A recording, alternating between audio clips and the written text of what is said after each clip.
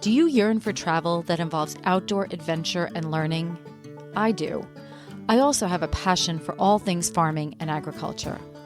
I've traveled to exotic jungles to learn about growing chocolate. I even once owned my own organic vegetable and sunflower farm. And now I'm planning my journey back to agriculture. Agritourism, defined as travel that involves some type of agricultural experience. Agritourism is all about entertaining. But the marketing strategist in me knows that, at its core, agritourism is really about educating, and education affects change. My future farm needs to deliver a profound experience to all of its visitors. It needs to educate people about food, health, and climate. Join me to learn from experienced agritourism farmers and entrepreneurs and help me build my future farm strategy. And who knows, maybe one day soon you'll find yourself in a tropical jungle cutting open cacao pods with a machete, or savoring an outdoor plant-to-plate community dinner with 100 guests at a farm in Illinois. So let's tap into the agritourist in you.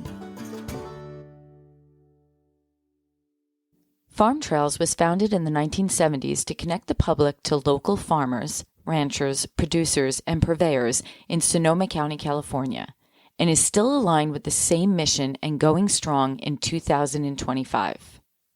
So how have they survived, and how have they continued to align with the same mission?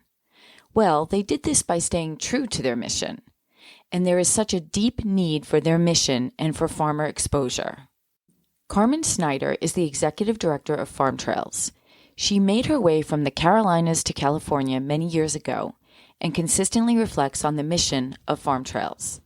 A recent trip overseas required her to be very creative in trying to identify farm-to-table cuisine. Upon her return, she realized that what Farm Trails offers is a way to access the best of the food and food events of Sonoma County, something that is not as easily identified when traveling in different areas of the U.S. and abroad. Join Carmen and I as we explore the impact of Farm Trails, which I consider a significant marketing opportunity for Sonoma County farmers. This is Jen Ross, your Agritourist podcast host. Please subscribe to our podcast and leave a review. Enjoy my conversation with Carmen. I like your picture behind you. Oh, thank you. This is from our Apple Fair a few years ago. Excellent. So it's nice to finally meet you. How are you feeling, by the way? Oh, my back is much better. Thank you. Good. I've got some good treatment, and so that's good. And right now we're immersed in deadlines. Our big annual fundraiser is the Gravenstein Apple Fair, and It's just a month out. So we're like hitting deadlines right and left, or trying to hit them. Okay. Well, I'm not going to keep you that long, but I do want to learn a little bit more about the organization. First, why don't you tell me a little bit about you? You were from North Carolina? I'm from South Carolina. Oh, South Carolina. Okay. Just below Greenville, South Carolina, which is about an hour south of Asheville, North Carolina. So okay. I grew up in the Carolinas, going to North Carolina a lot. And then after college, I moved up to Asheville, and I was beautiful area. I love Asheville. Me too. And I ended up living in an intentional community outside of Asheville that was a farming community with also a lot of artists and professors. And I was already on a journey toward had an organic agriculture lifestyle and diet, but I didn't really know that many farmers. I grew up in a suburban household. My parents were great cooks, but they weren't gardeners really to speak of. And also my parents were kind of gourmet cooks, but there wasn't an attention, like there was the attention to the recipe and to the presentation and a love of cooking, but not as much attention to the sourcing of the ingredients. Okay. Yep. So when I lived in this community and I got to know my farmers, I learned a couple things. And one was I had a 2-acre garden myself. So I was homesteading. I was learning. That's pretty big. Yeah. Like 2-acre property with the intentional community with probably about at least half-acre garden with like a raspberry patch that's as big as my whole living room now. And so I was homesteading. I was learning to milk cows and goats and make cheese and ice cream and all these products. And I had a lot of farmer neighbors. And what I learned quickly is I love gardening. And it's really hard to be a farmer. There's so much that that, I mean, like, all of a sudden one day all the basil's blighted. And so everybody's harvesting a huge crop of basil and processing it, or the little baby tatsoys or bok choys get, ravaged by flea beetles. And so it's the farmers and especially the ones who are working, in the dairy industry are getting up well before the crack of dawn. There's not much, they're tied to the land. And that was part of how I got to actually become involved with milking the goats and cows, is that there was a rotation. So like I would give relief. And so everybody kind of took turns with the chores for the farm camp animals. But still, it was like, wow, this is such a compelling and important and difficult job, yet vital for all of us because we are all eaters. And my appreciation just from like having already been committed to organic food for health reasons at that point in my life, I started to understand just in a much more intimate way, the connection that farmers have with the land, the intelligence that they have to, there's a science, there's an art to it. It's a labor of love. And they just became like my heroes. And I was like, it's a really hard lifestyle. I love living close to it. I like being part of it. I want to be a champion of it. Just with some of my physical limitations, in terms of my immune system and some mobility things, it's like not the vocation for me, but boy, do I appreciate farmers. So then how did you get from there, from the Carolinas to where you are now? Well, I moved, so in Western North Carolina, I was one of the organizers for the Southeastern Permaculture Gathering. So I was also very dialed into that community as well. And my husband at the time really he's in clean energy, and he really wanted, there was a job opportunity in Sonoma County that he wanted. And I'm extremely allergic to mold. It just tanks my immune system. And Western North Carolina is like it's the most biodiverse place in the continental US. It's like a tropical rainforest with all these amazing. Wow, I didn't realize that diverse. Wow.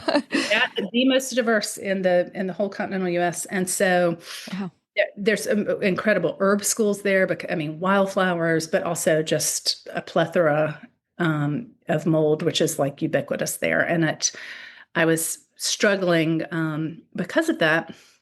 And that's really the only thing that had me be willing to leave, because I loved it there so much and I still miss it deeply. So we moved to California, and I was teaching yoga at the time. I just started off by teaching yoga, which I had been doing in Asheville for quite some time.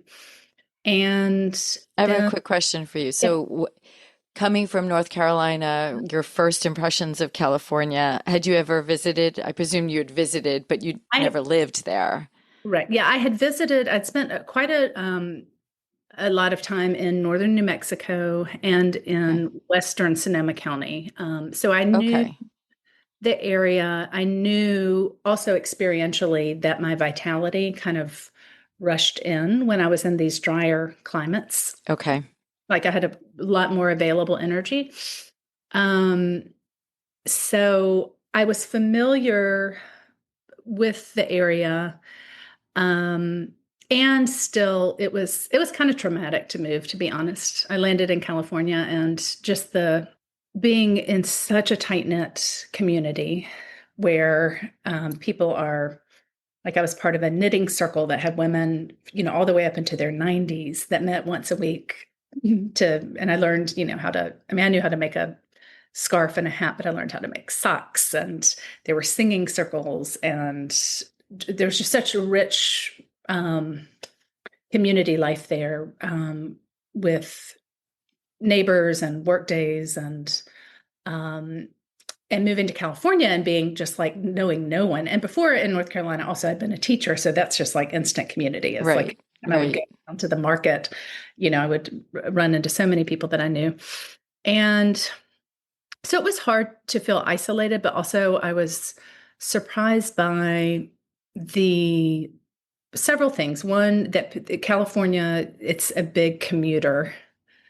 state. So there's a lot of driving. And even though I had in my mind thought of California and as kind of like the pinnacle of sustainability, there, and I think in an energy policy way, California is, but I was like, wow, at the time when I moved here, which was 2009, there weren't as many farm to table restaurants as there were in Western North Carolina. People were, I think part of it too is the climate of California, which has such good weather for the year. There's not a natural seasonal rhythm. Like, whereas when I lived in the Carolinas, like especially Western North Carolina, in the winter, like you're literally sitting around the fire, you're doing winter activities, you're planting you're ordering seeds, you're planting your garden, you're maybe going contra dancing, whatever, to keep yourselves warm. But life does slow down. You do get snowed in and there's a pause. And here in California, it's just kind of go, go, go all the time. So that took some adjusting. And also there's something, I mean, it was just not as local as Western North Carolina was. I would, when I lived outside of Asheville, I would travel into Asheville, but it would be like every 2 weeks for a grocery thing. It's not like people on the daily were just driving tons. So I also noticed that there were a lot more fences, and it was like kind of like anything goes, like your neighbors are like, a lot more separation. There's a lot more separation, not so into your business. And I was kind of like, I was like, I love some of my best friends have been my neighbors, just like have been the people that I happen to, live next door to. And I love that relationship where you can go into someone's house anytime if you need to get, I don't know, cinnamon or butter or whatever it is. Think about pies. And so that was different too. It took like whereas in the South and especially in an intentional community, your neighbors are always looking out for you. They know what's happening. They're just tracking you and dialed in a way that doesn't feel oppressive to me. It feels like really sweet. And in California, there was just a lot more like boundaries. Thank you. And just this kind of fluid community, although I have to say I've landed in Grayton, which is a little town outside of Sebastopol, and it's very walkable, and I have several neighbors who are wonderful friends. So it merges with time. It's not as quick. Yeah, you also probably you were attracted to, and you attracted what you wanted into your life. So tell me how did this connection to this opportunity come? Like, how did you know about farm trails? Like, what was the connection here? And then how did you end up in this role? Yeah. Well, I was looking, I wanted to work besides like being a yoga teacher, which I love doing, but I wasn't like an on the circuit yoga teacher. I had like 5 classes a week.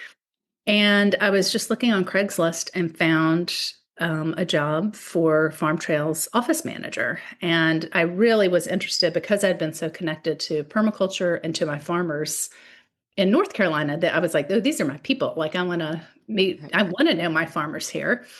And so I applied for the job and I got it. And that was in, January of 2011. So what did you tell me about Farm Trails? Obviously, it started in the 70s, correct? Mm-hmm. So tell me a little bit about the origin of it, and then we'll get into what it is and kind of how your role has evolved in the company. Sure. So it's So I was born in 1973, and so was Farm Trail. So I was like, ooh, very like I aligned. Um, and Farm Trails really is the first agritourism entity in the country, and it's kind of like a Kleenex sort of thing where, there are a lot of farm trails, but Sonoma County Farm Trails is the original farm trails. And it emerged from a group of farmers and the ag advisor who were concerned and were trying to address basically the issues of the times, which, in the early 70s and even before that, I think, post World War II through the early 70s, there were so many changes in the food system and in the way food found its way into the kitchens and the homes of Americans, partially because of the emerging global markets that had cheaper food from other places in the world, distribution, the rise of bigger supermarkets with kind of complicated distribution chains that didn't have a lot of points of entry for local farms, the rise of highly processed foods. And so the farmers were really struggling to make a living. And so they had this thought to plot a map with all of the farm stands and publish it and tell people where they could find pheasants or, chicken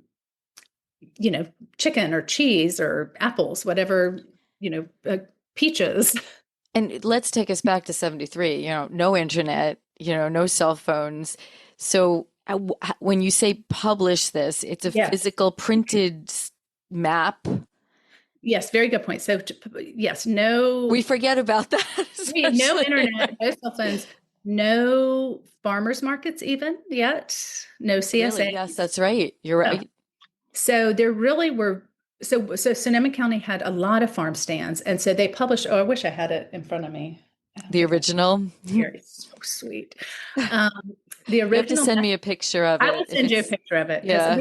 We have two left in our archives. Oh, I'd love to. Yeah, please send me that. I was in San Diego recently presenting, and I had it with me, but I'm not sure where I put it. So it's just a little pinup, little folded black and white guide. And it is interesting the way, of course, the landscape metaphorically, but also physically has changed a lot too. We did have 4 members in 1973 that had wine grapes. But apple tasting rooms, I think there were 14 of them. And of course, now, the Sonoma County has so many wineries, and the apple industry has, it's still going strong, but it's a lot smaller. Okay. And the report from, I've heard many times over the years from some of the old timers who are still with us, and certainly from their descendants, that without farm trails, they don't think their families' businesses would have survived. So Farm Trails printed this and literally just mailed it out. I think the first distribution one was, I'll have to, it was at least, I feel like it was 200,000 that they mailed out that first year. And then, what's nice though about back then is you didn't have all the clutter. Yeah. And it was a brand new concept. It was what is this? It's they were interested in facilitating direct sales for sure. And similarly to, our mission remains the same, to keep farms forever in Sonoma County and to really address the economic viability of farmers. And the issues have changed a little bit. Right now, I would say that one of the biggest issues is the cost of land here. It's just, and the cost of living.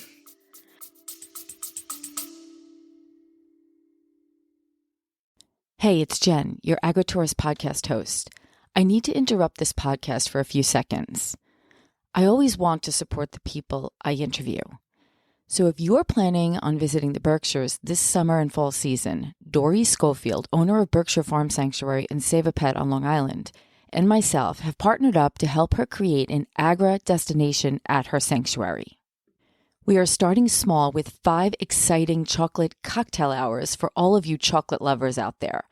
You'll start with a chocolate mocktail or a cocktail and indulge in some delicious charcuterie, plant-based of course.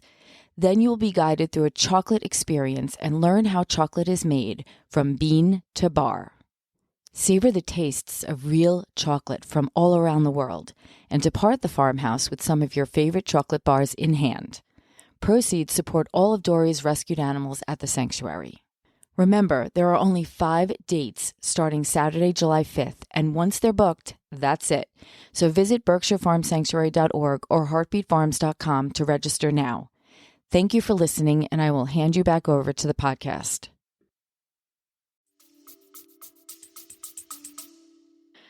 Yeah, so, okay, so, the funny thing is, though, we're still fundamentally that same issue of connecting people to where their food is coming from is it's just like 1973, 2025.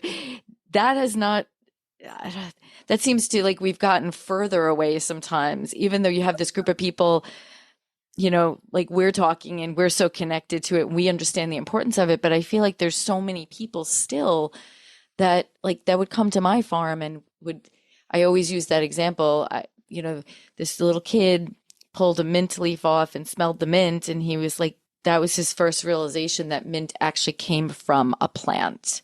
Yeah. And it's not an artificial color, flavor or whatever. And I'm like, that connection is still so weak. Well, it's probably even weaker than it was in the 70s. Because I think in the 70s, people were maybe just one generation removed from having farmers around. But now, so many kids and adults, frankly, like just really are shocked, like that potatoes come out of the ground. Exactly. No, they don't. They don't understand the harvesting some of these. Let me ask you a question. So Farm Trails, it started out, you're a nonprofit, so you're a 501c3. Yep, it started out C6. C6. Okay. Membership and so got it. Okay. So yeah, tell me about how it's set up and where does your funding come from? And then I want to talk about the activities that you do. And you had mentioned that there are other farm trails out there. Mm-hmm. Are they part of your organization, like almost like a franchise of your organization, or are they just, I want to start this and I'm using that name? They're not affiliated. I think if Farm Trails had more bandwidth in the early days, because we are trademarked, but we've never enforced it, I think it would have been kind of brilliant if we had more capacity to have affiliate Farm Trails all over the country. And because it's a brilliant idea. It's a brilliant idea, and it's a wonderful model, and we've been, pretty successful at it. And however, it's always been such a small team. It started out volunteer run. Even today, we are 2.5 employees, and we do a lot more. We do the Gravenstein Apple Fair, which is huge.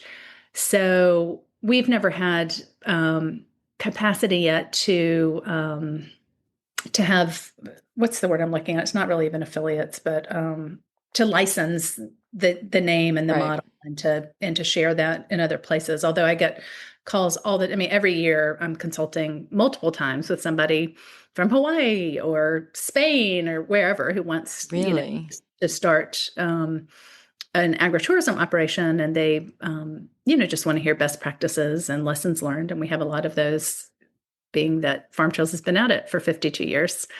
So it started as a membership organization, and there were dues, which honestly have not gone up very much for decades. We try to keep the dues really low because we don't want it to be cost prohibitive. We just raised them this year. And that's for the farmers or the farmer destination member that's participating. Yes. And so we never turn anybody away for lack of funds. So we'll do trades. We have a membership fund. So, we want people to pay if they can and as they can. And what membership involves is they get listed on our website. You probably check that out. We have a dynamic website that's searchable where each member has a profile.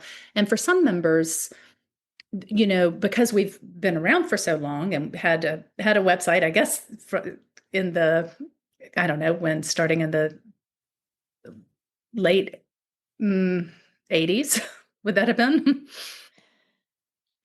I don't know. I remember in 95, 94, getting Kind of the email at breakthrough. work Yeah. at the bank. So for some of our farmers who are not as polished with marketing, we are their marketing arm, and Okay. if they're not as savvy with technology, we are their website. Their page on our website serves as their website, and we have good search SEO, reach because we've been around so long and we have so many affiliations. So they're listed on our website. We have a great social media campaign and presence. We have public newsletters that we send out monthly. Have you received those? Have you signed up for this? I signed up for, and I also downloaded the last PDF that you had. Of the mapping guide. Yes. Yep. So they get published in the mapping guide, which is an annual publication, and we circulate that throughout the Bay Area. Our newsletters, Ellen, our program manager, is a wonderful writer, and she, in the newsletters, they're seasonal. So she shares with the public what our Farm Trails members are offering that in the upcoming month. And we've got, I don't know if you're aware of like industry standards, but I think the open rate for our newsletters are like at 53%, which is that's excellent. Yeah. like, I do marketing for a living. So people they appreciate the information. Yes. They don't drop. We never spam anybody. We're not ever on a mission to just like sign up as many people to get numbers up. We have a dedicated audience. So our members get promoted through that, through social media, through the mapping guide, and through the seasonal tours if they want to participate. Excellent. Yeah. And so, that's free to everything that we do. So our members pay a really small amount of dues to be part of our organization. A couple more benefits I would add. I, as executive director, do go on behalf of our membership and on behalf of all agriculture, really, before the board of supervisors or the planning commissions, if there's something that would be deleterious to farms or something we really want to advocate for. So we're part of I sit on multiple boards and am at the table in stakeholder meetings advocating on behalf of our farmers. And also we have an annual meeting once a year where our members get to mix and mingle, and we have speakers, and it's convivial and it's great networking for them. And, we have a big tent, so people who aren't necessarily even in the same industry get to connect with other farmers, which is always fun. That's terrific. Yeah. It's really terrific. So, how many members do you have like right now? About? I think right now we're at like 265. Okay. And is that kind of where it usually? It kind of hovers there's attrition every year. And of course, unfortunately, farms close annually, new ones pop up, different types of farms. We, in terms of non-farm members, we also have, for instance, like restaurants who are truly farm to table. So we do vet all of our members, and if a restaurant wants to be part of Farm Trails, we have questions about their sourcing. We look at their menu. We're familiar with all the farmers, so we know. Right. No, absolutely. Mentioning. And so we feel good, that like if someone is looking at our website and they want to search, which they can just by the restaurants, like we feel really confident recommending those. It's not a cluttered list of just all the restaurants in the area. It's really restaurants that have connections with farmers and are primarily sourcing from them. Okay. So we We have some farm stays. There's some outliers, some, nurseries and seed companies that are also members. Okay. All right. No, that's great. It's good diversity. It's kind of the whole ecosystem of. Yes, I wanted, so you have these membership fees, which I know can vary depending on, who and their challenges or whatever. Where else is your funding coming from, especially in light of the world we live in right now? So our membership dues don't even cover the cost of printing the mapping guide. So that's just like a tiny Right. part of our budget. And like I said, everything that we do so there's a part of our organization that is member driven, and we are absolutely working to promote and market and facilitate direct sales on behalf of these farmers and ag businesses.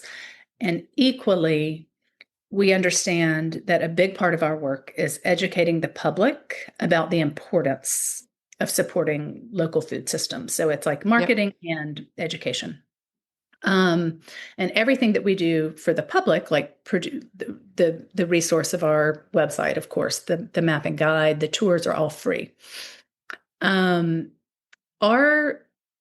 We're lucky to have a signature fundraiser, the Gravenstein Apple Fair, which was started back in 1973 by the founders of Farm Trails to be the annual fundraiser. So it was really wonderful that they had that vision to along with the organization to start a fundraiser. And so the Gravenstein Apple Fair is like 95% of the Farm Trails budget. So Really? Wow. Yeah. So it's amazing because so many agritourism organizations and nonprofits for that matter that I speak to, they struggle so much to be like reliant on grants that can vanish or, Right. figuring out how to fundraise. We're lucky to have a signature event that's an amazing event, which I'll tell you about in a minute. But also, we've got a lot of eggs in one basket. So we are trying to diversify because during the pandemic, when we had to cancel the Apple Fair, it almost meant the end of Farm Trails. Wow. Yes. And even that. Okay. So tell me about that event. Events are hard, so when you have an established event and you can, ensure, carry on that momentum of it and build it, that's brilliant because it's not easy. It is not easy. And events are shuttering right and left. Like old, long-time events are, the cost of event production has just skyrocketed. Like ours has over doubled since before the pandemic, the cost of it. So tell me about it. So the Gravenstein Apple Fair, it's so sweet. It is set in a regional park, Regal Ranch Park, which is has these beautiful, majestic oak groves, and no other infrastructure. So we bring in, it's like we create a village, or I like to liken it to a barn raising, which I actually have been to before. It's like the community comes together and up it goes. Like the big tents come in, the shade structures, the straw bales, a lot of things are built out of straw bale, which we borrow from some of it. It takes a lot of partners to produce this event. And one great collaboration that we have is that some of the bigger ranches and wineries who use straw for erosion, they let us use their straw. They order it strategically in August and let us use it on the way to the ranches. So we get to create these huge structures out of straw, which is kind of amazing. Cool. There's incredible live music. There are arts and crafts vendors who are not exporting from China. It's like we have really high standards. It's a juried, invitation-only show at this point. Of course, there's amazing food from our local community. So they're food vendors.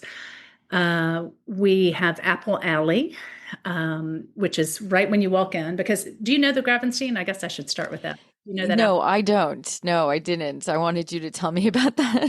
The Gravenstein is the earliest apple to be harvested. So it ripens. The peak harvest is the second weekend in August, and it's a really short season. So it's very precious. And around here, like one of our big freeways is named the Gravenstein Highway. All the things around Sebastopol. Okay. You hear Gravenstein so much in the nomenclature of the town. The apple is originally there's a little bit of contention, but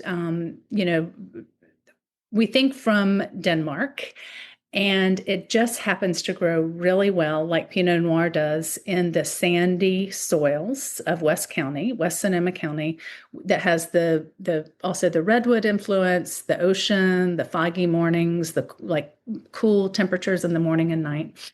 And they thrive here, and not many other places in the world. It's very Unique particular to our people. That's great. And they however, they don't, and they're you can see this is the painting of one right there.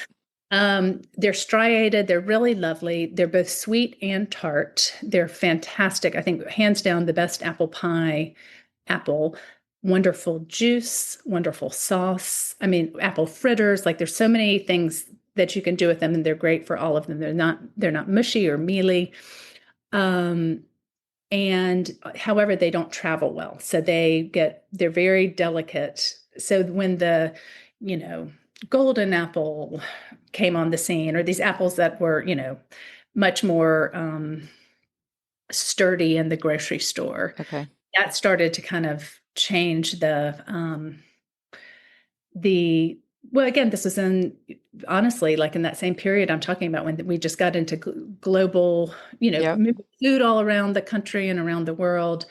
The Gravenstein started to diminish here, but it's always a local favorite, but it can't transport. So, there's not, and even people will call us who have moved away from Sonoma County, and they're like, can you please ship me some apples? People do, but they really don't travel well, but they're fabulous for the short time that they're here. So the founders of Farm Trails were already seeing kind of a decline in some of the orchards, and they really wanted to save the Gravenstein and keep this like wonderful heirloom fruit in the center of people's hearts and minds. And it is on the Slow Food Arc of Taste. Like it's an heirloom varietal that's amazing. So the Apple Fair is always the second weekend in August. And like I got sidetracked, but we have Apple Alley, where you can get fresh pressed juice, you can get apple pies, apple cakes, apple fritters, apple caramel apple, apple slushies, just everything that can be made with the Gravenstein. We have that front and center because she is definitely the star of the show. And we also have farm animals on site, so that I don't like the word petting zoo, but it's like people get to have animal interactions. They get to meet the animals and the people that steward them. And for a lot of kids, we have an initiative to bring urban youth to the Apple Fair. It's their first time, like getting to like feed a baby doll sheep or hold a little chick or see what a, really big draft horse looks like. So we have a farm animal component. We have a life on the farm arena where we have experts doing like a goat milking demonstration, a butter making demonstration, do it yourself, like easy fermentation at home. Last year we always have a panel of experts also talking about a topic. And last year we were so blessed to have Alice Waters join us. That was cool. Amazing. Yeah. So there's an educational component. And then we have a craft cider tent, because that's a industry that is really thriving here. When we started the craft cider tent at the Apple Fair in 2014, we had 2 local craft cider businesses, and this year we'll have 19 different local producers. 19? 19. Wow. And we're determining local by being within 60 miles of the Apple Fair. Okay. Yeah. Wow. So, and then of course we're in a region that has world-class wines and microbrews and all of that. So there's great libations, lots of activities for kids that are like felting soaps with some, roving from one of our farmers, making seed balls, lavender sachets from one of our lavender farmers, flower crowns, um, ha- hands-on Right. activities that have the kids, you know, have a feeling for the agricultural world too. And I would say one of the goals of the fair, besides being just this lovely community event that is uh, amazing to see, like all the color and the smells and the sounds, and also people walking around, not just, I mean, some people taking pictures, but really connecting with each other, not just Yeah. locked to the cell phone. Um, but we really want people to leave the fair having a deeper appreciation of agriculture and a connection to the farmers who feed us. We have an artisan tasting grove. We've got, I think, this year, like over 90 of our farmers are participating in some way. Wow. Yeah. That's pretty good. Yeah. How many people do you come to this regularly? It's so it's a 2-day event and on a weekend, and the it kind of varies from year to year, but it's generally between 13,000 and 15,000 over the course of the Nice. weekend. So it's a big, Nice. yeah. That's terrific. It's yeah, I mean, well, it's hard to it's hard to do that and sustain it, but I like the way you've kept it so authentic, you know. Yeah, and that when I um when I took over the fair, I was really it had kind of shifted. There have been some transitions, and there were some like jumping castles and cotton candy, and not as much of a focus um, on the agricultural The roots. healthy farm The foods healthy that farm you're foods is, growing. yeah, that was a bit, myself and my team, that was a really big kind of North Star, is that we wanted to connect the dots and bring it back to the roots. And I Yeah, feel, I'm a huge believer in that. yeah, I feel really good about the way that we've done that. That's excellent. How long have you been the executive director now? Because we started off as you were the Yeah, the office. program manager. Yeah, I was office manager, and um, I I've been the executive director since the fall of 2012. So Okay. essentially, when I started as office manager, they didn't have an executive director. They were kind of in a transition. And so I was working with a very active board just to kind of do all the pieces. And the Apple Fair itself was not part of my job, that was contracted out. Um, and I went to it and I was like, oh, I want to get my hands on this. Like I could really see that, it could just be, I could see immediately the um, so many ways to take it back to its roots and kind of improve the experience. And when I got in the interim, though, I got divorced from my husband. Our relationship did not stay together very successfully after we without the container of our community that was so rich. It was like Right. without, it's like, oh, so and I wasn't sure if I was going to move back to the Carolinas or not. So I didn't even apply for the ED job when they hired an ED. And then my life continued to evolve here and my community. And I decided to stay. He was kind of an interim ED. And so I took over in, let's see, the like September of 2012. So it's been since then. Excellent. Yeah. So how do you measure success? How are you understanding the impact you're having? Obviously, the event itself, that, is very measurable, but how do you figure out the impact you're having for these farmers and your members, I'll say? Well, we do. Um, so for our members, not all of them want to participate in the seasonal tours, and we don't push anybody to do that. And I guess I'll say, first of all, initially farm trails, all of our members were plotted on the map and were regularly open to the public. And then as things changed and farmers markets opened and it was easier to distribute to local groceries or directly to restaurants, for some of the farmers, it wasn't the most viable model to staff a farm stand all weekend. And so at this point, I would say probably, I mean, at our last tour, I think we had 28 of our members open. Probably the most we've ever had on a tour is 45. So it's a fraction of our membership. It's not all of our membership. And for those members, we do exit surveys for the public, and we do exit surveys with the members. So we have some metrics to know how successful those events are. And I would say I would measure success in just kind of baseline, like farmers being able to stay open, farmers keeping their business alive.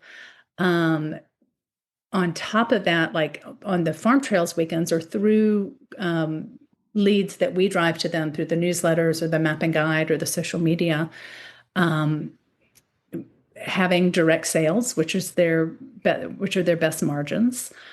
A lot of our members report back to us that on the farm trails weekends, where we do all of the marketing and the advertising and promote the tours, those will be banner weekends for them, like the most money they make in a whole. That's great. Yeah. Yeah. No, I was just thinking, if I'm a farmer, what's your, not that you have to sell them on it, but some people might be like, where am I spending my money, and they have to be convinced, because I'm sure they're, marketed by different people. But I mean, this seems like an obvious win, but I just was curious how you measured success. So, yeah. Well, for farm trail success, I would say having a robust membership, having good member retention, like feeling our members value being part of it. I mean, I think another reason people join farm trails, I've heard them say this just recently. It was kind of interesting to me. I'd never thought about it that way, but for new farms, they feel kind of validated if they make it into farm trails. It's like, oh yeah, I'm part of this. Not like it's an exclusive club. We want everybody to be part of it, but just that they feel like, they've got the iconic sign. There's a lot of goodwill toward farm trails in the community because we've been around so long. But yeah, having great sales, feeling, I love, like, if our membership meeting is well attended, I just love, we'll have guest speakers, but what the farmers, inevitably, what all of us like to hear the most are the tales from the farmers, just telling stories about what it's like on their farms. We also have a scholarship program or several scholarships that we have historically funded for agriculture students and for great. Young and aspiring farmers, for existing farmers to go to conferences. So, for us, success looks like having the Apple Fair be successful, which is successful for our community, because even though it's the primary fundraiser for farm trails, it also is this extraordinary, really precious, beloved event for our whole community. And I want people to feel in our community, I feel successful if we have diversity, like people feel welcome and included. We've got the farmers there that are, and people are lit up and turned on by engaging with them. And just the success stories and the testimonials that we hear from the public and from our farmers. That's great. And every time I get out on the trails, I'm re-inspired because inevitably I see people, I just get to witness people who are having this aha moment, like you said, with the Mount, or any number of instances where they're having their first exchange with a farm animal or a plant and something that they eat that they've never connected with before. And it's one thing to go to a farmer's market, which is amazing, and get to meet the farmer and get trade recipes and hear tips and learn about them and establish a direct connection. And I think it's next level to go onto the property itself. And I'm grateful for the farmers for their generosity in opening the barnyard doors and gates, and because there's liability involved and you've got to Yep. really, it's a working farm. You got to get things in order. But I think for people to get to go out on the farm and see the equipment involved, to see how the farmers tend to their soil, Yep. how they manage their soil, their systems, their animals. I think it really does deepen the appreciation and the connection and kind of the awe. And Yep. I love that too. And we need that. Yeah, we need more of that. So you mentioned before that you go out and you will advocate for issues related to your community. Do you feel that in your role that that's become more important and more pivotal in your role? I mean, because obviously there's a lot of stuff going on right now. A lot of need, there's a ton of issues, like you mentioned, land access. There's just so many issues. Do you feel that your role is pivoting a little more to having to do that more now than ever before? Um, I feel not, I wouldn't say not more than ever before. I feel like it's been steady because like a few years ago we went through the whole cannabis thing, which is a really Right. big deal. Like the issues change, or cottage gardens, or Okay. or cottage kitchens, excuse me. So um the issues change. And I guess I should say that I sit I sit at the table with stakeholders and I represent our farmers, and I can give input, and I can be a voice for the farmers. And I am not a policy wonk. That is just not my education. It's not my experience. That's never been Farm Trail's wheelhouse. We have wonderful nonprofits that are like totally Yep. piling in on the policy. So I wouldn't say that I'm diving into policy more. I lean on my colleagues who really know the general plan and all of the regulations and the issues that are coming up. And right now it's water and wells, and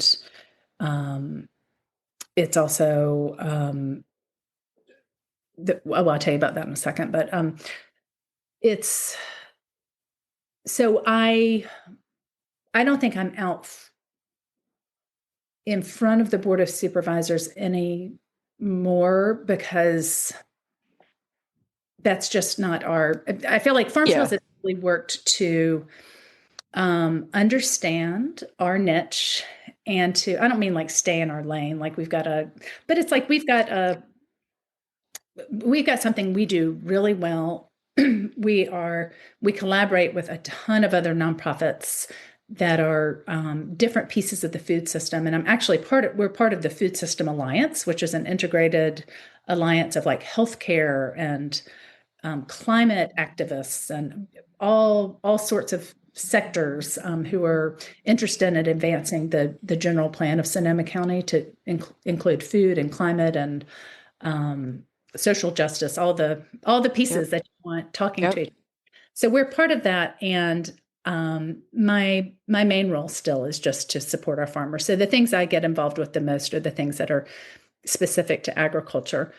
Water and land use. We mostly tag on. We get informed by our colleagues who are very focused on that and tag on. And of course, I mean, we're very much hoping that the immigrant community is not hit here, and we will activate on that as needed, of Yeah. course. If So I have if a final question for you, which is probably a loaded question, but you had mentioned before that people call you, if they're looking to, set up a farm trail like organization. What would be some advice? So, if I came to you and said, look, I'm whatever their connection is to the farming community, but they have the skills, certain skills. What advice would you give people? What would you tell them?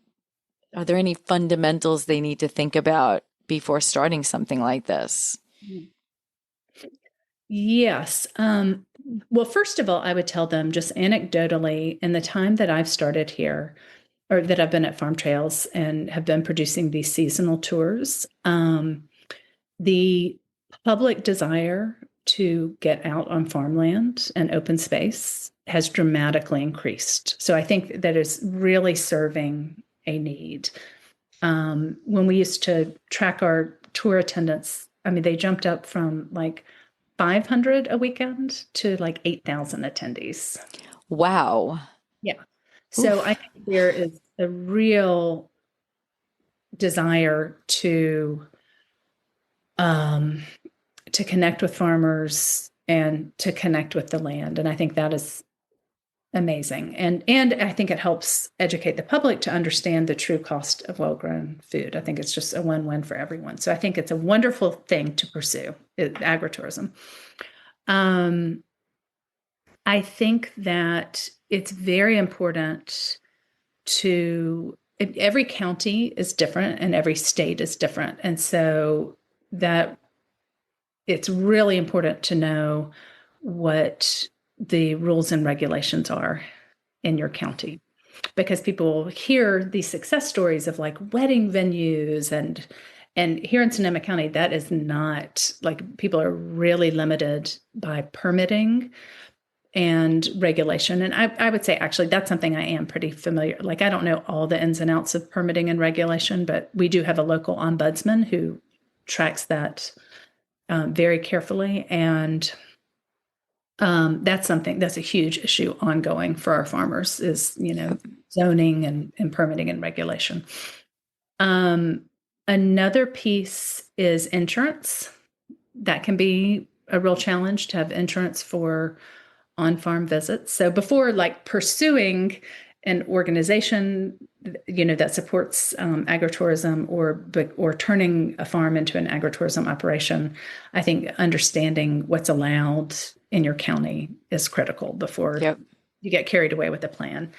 I think that if possible, the reason that we've chosen to keep things free to the public is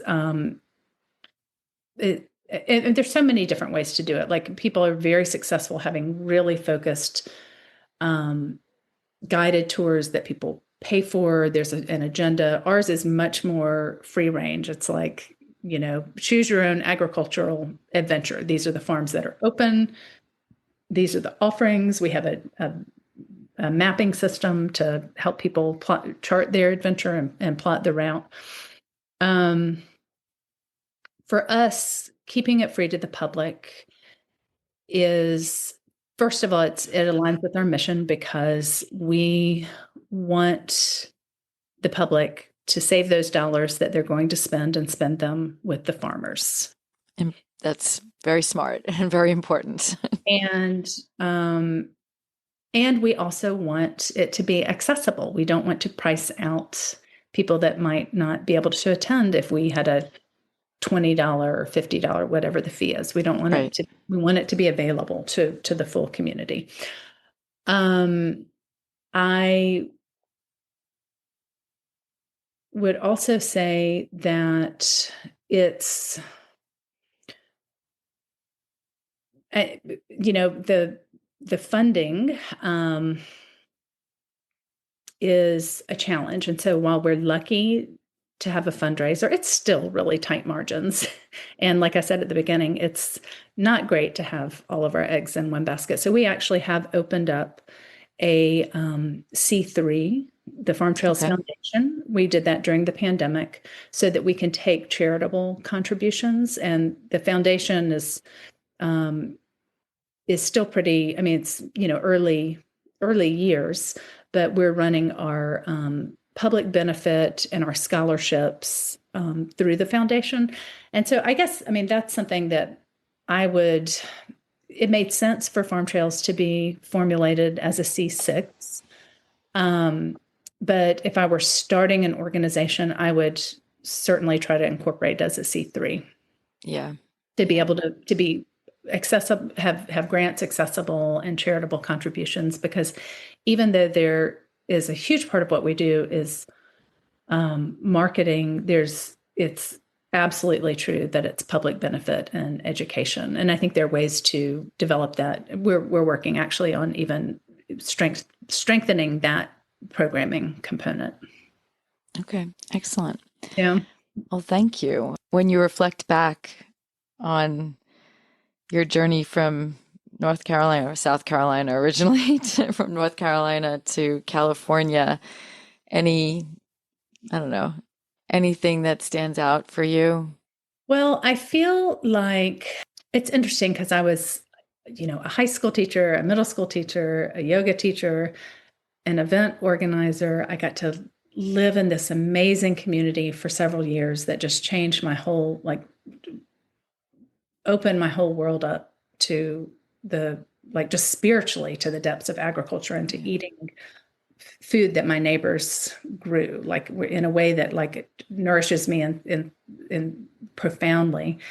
And I kind of just happened upon this job at Farm Trails, but I had that guiding desire to know my farmers and to be connected to this land. And I never would have ever, I was an English major, I have no, I don't know, community organizing experience or education or, I certainly have gotten coaching and over the years, but I would never have imagined that this would be my life. And yet it has combined so many of the pieces of me, from previous lives that, Right. that have evolved and to where, like I told you, when I arrived here, I felt so lonely and separated and anonymous. And now, when I think about it, I just have hundreds, thousands of colleagues and friends who are in this field that I love and care about so deeply. So I'm really grateful in a beautiful part of the world. My heart, I still miss the North Carolina, and yet my vitality continues to be better here. So I get to visit home and feel grateful to have made this place my home and to have been welcomed here by this community. That's beautiful. That's a good summary. Very, very, very good. Well, thank you for talking to me. And your organization, it definitely seems to be having a tremendous impact on the community that you're serving. I know it's not just farms. So, and being a marketer and going through, doing these interviews, I'm always trying to think of how I can use my skills. I farmed, so I know that aspect, but I'm always trying to figure out how can I use my skills over the years, everything I've accumulated, and really help make an impact in the industry. So talking to people like you and seeing all that you're doing there is definitely very impactful to me. And it gives me a lot of food for thought. So my questions were very strategic in trying to figure out is how can something like what you've done be replicated in today's world as a new venture, because you guys have the history and that infrastructure. Trying to build something in today's world similar would have to look a bit different. And obviously depends on where you're doing it too. So it's just interesting to think about. A lot to think about. A lot of good food for thought. Yeah. I was in Portugal recently and I was really surprised when there was no agritourism organization that I could find to connect. Oh, really? I'm not saying they're not there. It just wasn't easily accessible. But that's telling, though. And so I ended up finding kind of figuring out this hack in order to find really great restaurants, because I'm, of course, I just wanted to ideally connect with the farmers and producers, right? But also, get to really taste the authentic food, not Portugal, yeah. And so there's this natural wine app called Raisin. And I was and I checked it to see if it had spots in Portugal. So it would give the names not of just only wine bars or wine stores, but restaurants that serve natural wine. And Okay. I was like, I'm going to bet, and it was a correct guess, that if a restaurant's serving natural wine, that they're also serving really well-grown food. And it was amazing. Like it was a complete Epicurean, extravagant tour. But even like the wineries there, we tried to go to, we ended up finding a couple of natural wineries which were amazing. But it seems to me that most of the wineries, like you go through like a tour agency, but in a way that it's like not a farm trails type of thing, like where you're paying money to the agency and they're whisking you away and there's a middle person and you're not as connected. It's not a direct connection. Right. So it was interesting to me because when I got back from that trip, I was like, I had a different appreciation for what we offer the public, which is a way to access like the the best of the food and the farming and the libations for the area in a really available way as a resource. And so I think agritourism is, I mean, when I travel, that's what I want to I'm the same explore. way. I'm the same way. I've done a lot of trips. I have a special interest in chocolate, so I've done a lot of trips to Central America and the Caribbean just to learn about cacao. Yeah. But that's led to so many other, I mean, you're in a rainforest and it's just these farmers just know the interconnection of the whole ecosystem. They're just stewarding it. And they go around with their machete and they're cutting stuff off for you to eat. And it's amazing. My Yeah. daughter and I just went to Costa Rica. It was her graduation and turning 18 trip. And she came back and she said to me, Mom, I've never felt so healthy in my life. She was the food, she's 18 and she's grown up. She's been on the farm. She worked on the farm, but she's still 18. But she said, I felt so good. Everything I ate was just so clean and local. And she goes, I And never the felt so good in my life. nutrient density of it. Yeah. So I'm like, yeah, Mhm. that's what it's about. Yeah. So thank you. And I probably will be in touch with you again because I probably Yeah. have And questions. if you ever come out this way, Oh my God, I'd love to. you There's a lot visit, of people I let's want to do the visit. Apple Fair. Yeah, we'll send you tickets. Yes. Well, obviously the time to come out is the second week in August. Sure. So, all right. Well, thank you. And thank you for making the time. And I know it's a really busy time and good luck with your festival. Thanks It so sounds much. amazing. All right. Take care, Carmen. Okay. Bye-bye. Bye. I hope our AgriTourist podcast prompts you to think more about where your food comes from, whether it be your vegetables, fruits, meats, and even those sweet treats. Don't forget to subscribe and share this podcast with someone you think may truly benefit from or be inspired by it. Visit us at agra-tourist.com. Until next time.